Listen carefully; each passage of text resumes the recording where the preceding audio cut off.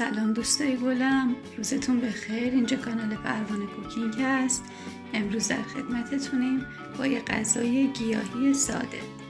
خیلی هم زود آماده میشه، خیلی هم راحته. این غذای گیاهی هستش. میتونید گوشتم کنارش بذارید، مرغ بذارید، ولی خب من دوست دارم گیاهی باشه و نمیخوام از گوشت استفاده کنم. من اینجا از 2.5 پیمانه برنج که خیس موندمش استفاده میکنم. 1.5 لیوان لوبیای چشم بلبلی، 3 تا سیب زمینی متوسط، 1 بسته شوید. میتونید شوید خشکم استفاده کنید، من هر دوشو گذاشتم اینجا. روغن و نمک. لوبیامونو میخیسونیم، میذاریم تو آب بجوشه، قشنگ بپزه. سیب زمینیمونم خورد میکنیم. عزیزان همطور که میبینید ما برنجمون رو ریختیم توی قابلمه. آب جوش در حال جوشه. 2 دقیقه که برنج جوش خورد، سیب زمینیمون رو بهش اضافه میکنیم.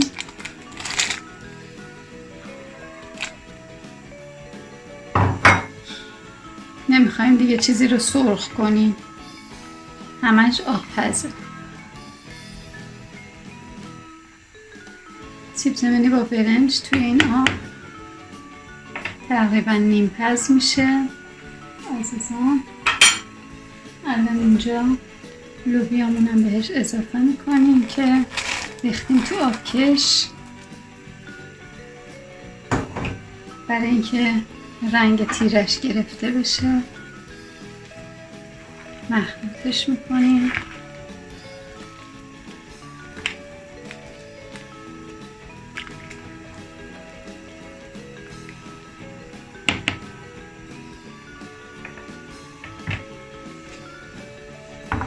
من 1 کوچولو از این شوید تازه‌ام تو آبش میریزم.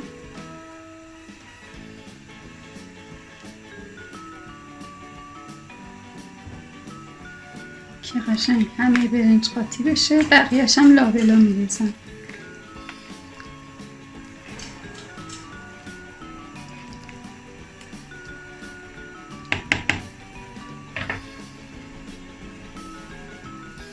این برنجمون رو آبکش میکنیم، ته دیگه نون میذاریم و دم میکنیم.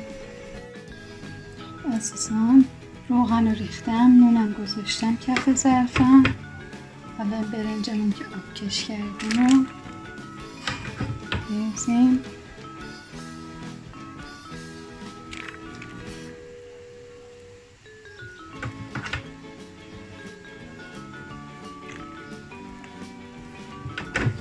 یه مقدار میریزیم.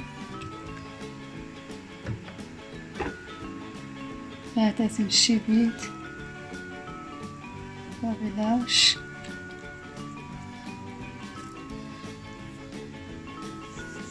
اگه عطر لوبیا رو دوست نداشتین میتونین 1 مقداری کمی هم دارچین بزنین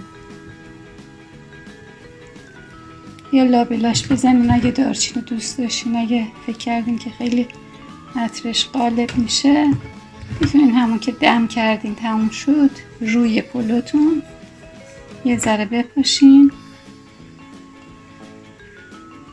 بعضی بوی لوبیا رو دوست نداره.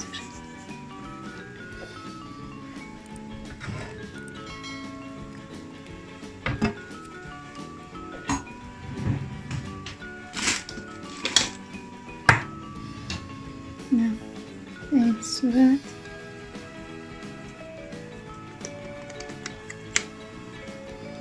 دارچینم نمیریزم.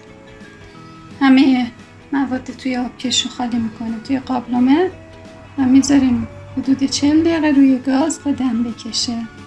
بعد روغنش میزنیم. غذای ما شوید پلو با لوبیای چشم بلبلی و تهیه نون طلایی خوشمزه